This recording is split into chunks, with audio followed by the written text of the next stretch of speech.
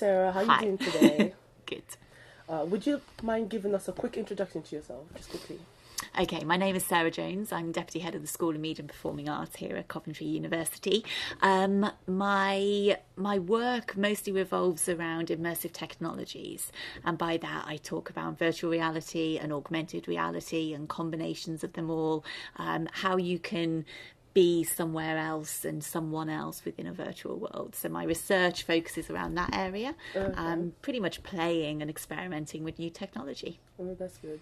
Well done, because that's what our coursework is about, so you're Good. literally the perfect person. My name is Sonia, this is Venerie, and this is Laura, and we're doing a project based around VR for our 205 MC module.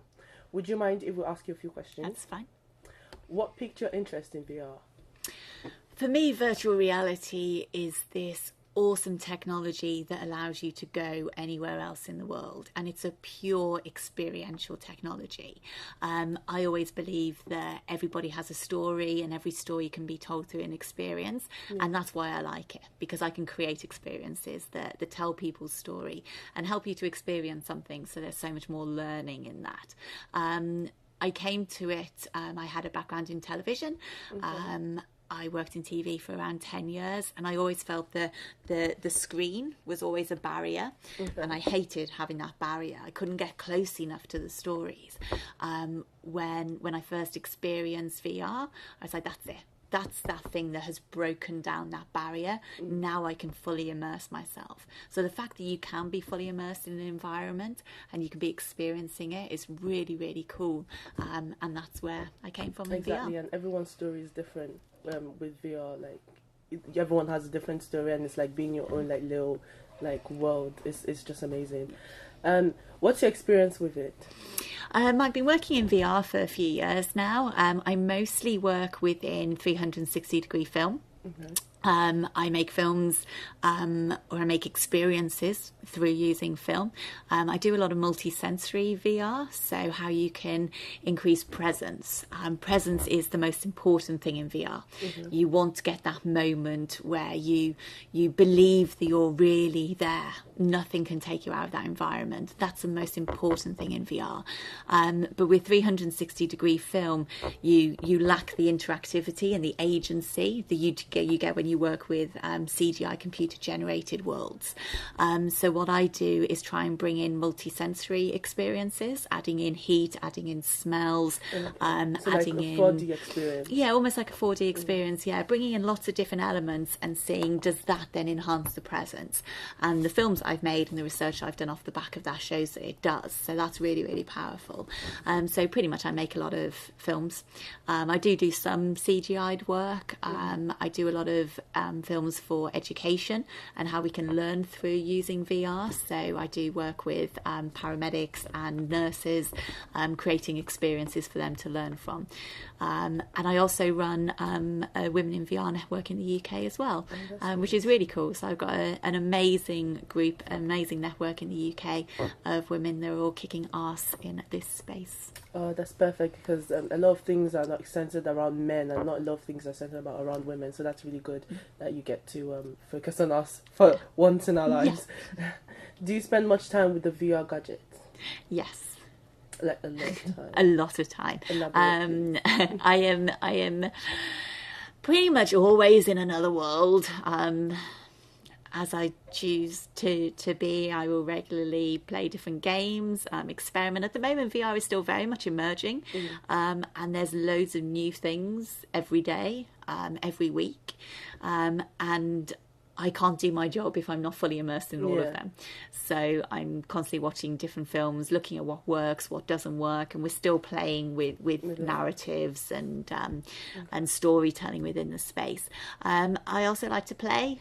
I play with different things, different technologies, whether it's mobile devices, whether it's a Rift or a Vive, higher end consoles. All different devices to try and see what's working and what isn't. But I spend a lot of time. Yes. All right. So how does that make you feel when you're in the VR world? Does it like make you feel like, oh, I don't really want to come back to this reality when you're in the virtual world, or do you just feel, oh, there's like a great difference? No, I mean, I spend a lot of time in a virtual space. But it's the same as being completely immersed in a book or completely immersed in a film. When I read a good fiction book, I can't do anything until I finished it. And I have to keep reading and reading and reading. And I will stay up till 3, 4, 5 in the morning to finish a book if I have to, because I cannot go to sleep until I've read it. So I get immersed in films or in novels. And it's the same kind of thing. You know, you're putting on a headset and you are immersed. You're transported to another place. But then, you take it off and then you're back to, reality, wherever that might be. Exactly. But yeah, I mean, there's instances where, there's people feeling sick in VR and all those kinds of things that you have to be careful of. But I am doing, in the end of April, I'm doing a world record attempt for the longest person spending time in VR. So I'm doing that with a VR friend of mine, and we're spending 48 hours in a headset. Wow. So if you ask me again after that, I might have a different answer. Okay, but then we'll ask you again after that. Yeah. What ideas does VR encourage thinking about? So what ideas do VR encourage you to think about? When I'm making films, or I'm working with people to make films for VR, it always comes down to that experience. What is the experience you're trying to create? And it comes down to literally shutting your eyes and thinking about that experience, and then working out how you can capture that, how other people will experience it. But VR does allow you to be really creative in so many different ways. So I had set up before an art tool in VR where you have a 3D canvas around you, and you can just create different works of art, which is amazing and really, really creative. I do a lot of work with schools and helping them to use virtual and immersive technologies in the classroom. And there's a brilliant product called CoSpaces, which allows you to create almost in a Minecraft style different worlds. So you can use that for history education, for languages, for maths, English, all kinds of things. So it inspires creativity, and that can be applied to all different subjects, and that's what's really, really cool. But don't you think it could be turned on its head though, as it will affect people's interaction, like physically with other people, like in the long run? I think you can say that for all technologies, and I was reading yesterday about a mum that banned her son to have his phone for a whole year. He was 13 or 14, and he had his mobile phone, and every day he was on his phone. He's like, I'm going to stop that. So the phone was taken away for a year to encourage interaction. And all of his friends, whenever they'd go out, they were just sat around the table, heads on their phones. So I think all technology is potentially damaging at social interaction. VR is exactly the same, but it also helps other people to communicate. So if you put headsets on people with different kind of mental illnesses or different disabilities, it can actually encourage interaction in other ways. So it's like all technologies, really. You've got to be mindful of it. There is a lot of work with social VR and interacting with other people in the virtual space, and that always makes me feel a bit awkward. I don't like it. It's not where I want to be at the moment. But things are improving all the time. So it's like all technology, you've got to be mindful. Yeah, okay. Will it change the way industries work, like advertising, marketing, PR, etc.? It certainly has. In the last couple of years, we've seen a huge rise in organisations using mostly 360-degree film. VR is a really powerful tool to generate empathy and connection. So businesses, when they start using it, can really engage with an audience on a much deeper level. And that has helped change how industries work. So I get called on to speak at a lot of social media skills, marketing companies wanting to kind of work out how do we make a film that's going to engage an audience and help them feel immersed in something that's then going to make them want to buy a product.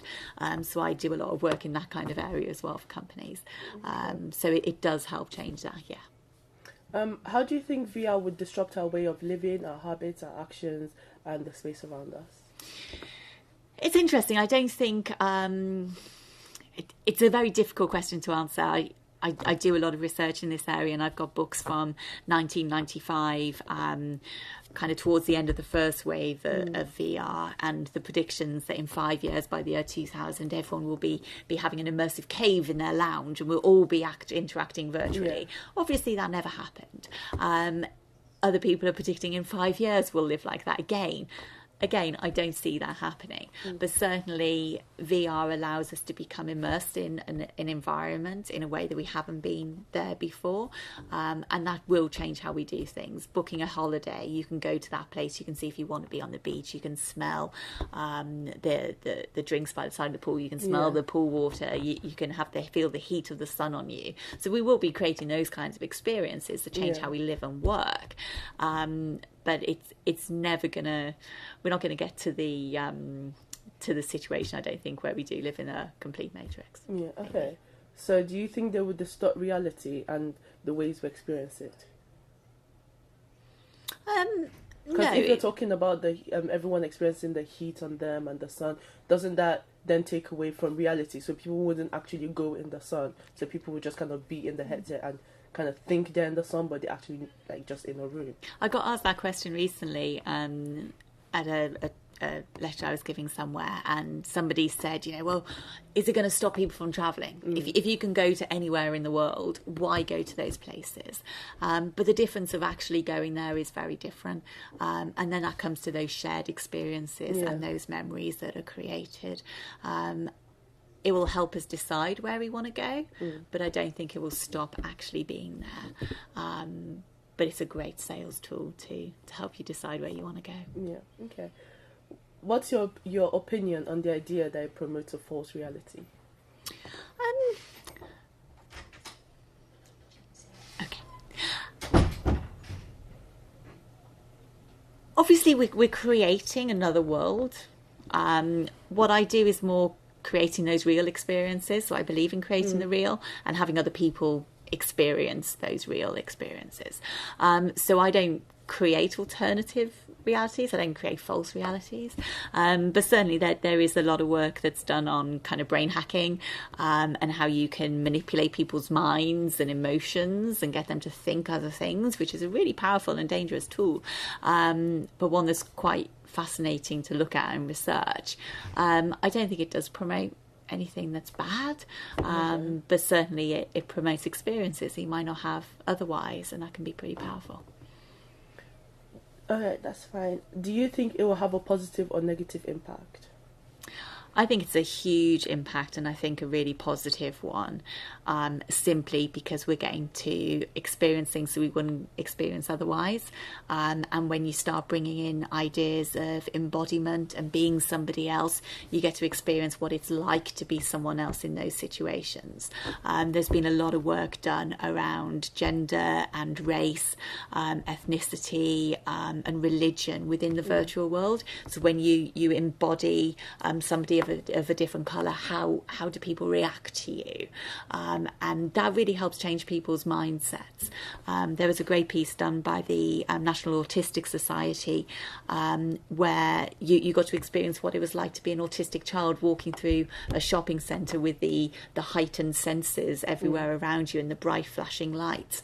And those kinds of things, you can never really understand what it's like. Yeah. People tell you, but you don't really get it. And I think that's really important. So if you can use the tool for that, that's a really, really positive thing.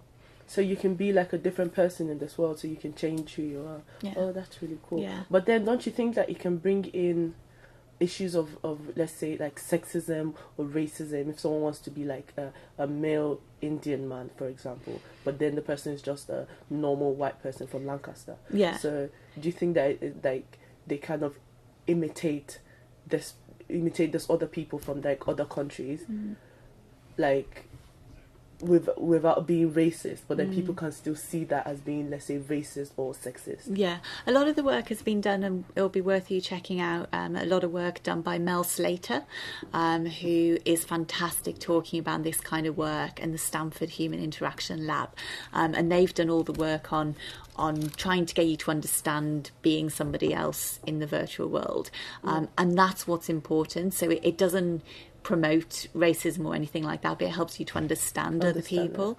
And there were a couple of films that were made that were at Sundance called Perceptions, I think it was. And chapter 1 was about a college party where a girl was date raped by a group of guys, and the experience is that you're that girl in that world, but then it switches perspective to be the guys that are in that world. So you understand what it's like from both sides of the story. So it's not meant to bring any offence to anybody? Yeah, no, it's meant to help you understand those different people. And the next one that they did was around police brutality. So one was from the perspective of the police guys, and the other one was from the perspective of the people that were victims in that scenario. So it helps you understand it from each perspective, and that's where this technology works really well. Okay. Can I ask a quick question? Yeah. Just in relation to that. Do you know the way, like, a lot of documentaries and stuff, there's been, like, problems about, like, this idea of speaking for others? Do you think that would be also be an issue with VR then, if you're creating an experience, somebody else's experience? Maybe. I mean, what's interesting about those kinds of things and the experiences that I try and do when it's an embodied thing is it's almost about the learning and the understanding from it. So you get to learn what it's like to be someone else. So I'm working on one at the moment about from the perspective of a child going through adoption. And what's it like, and the fear. So it's working out all those kinds of things. So it's not really done as a documentary and speaking. It's just like, okay, now I get it. Now I understand what it's like to be that person in that world. There was a game that some colleagues made next door in Richard Crossman Building in Selly Learning group, and they did a game, and it's a virtual reality game about dementia. So you're in this world and you are the person with dementia. So you shut the fridge door, but then the next time you look at it, the door's open again. And you're like, but I shut the door. So you're constantly questioning what it is that you've done, and you listen to a voicemail and it's really jumbled and you don't understand any of it. So it's those kinds of things that help you understand what it's like to be someone else. You're not trying to interpret or create that narrative from it. You're just trying to understand better being someone else in a virtual world. Yes. Last question. Do you think the benefits outweigh the risk of VR?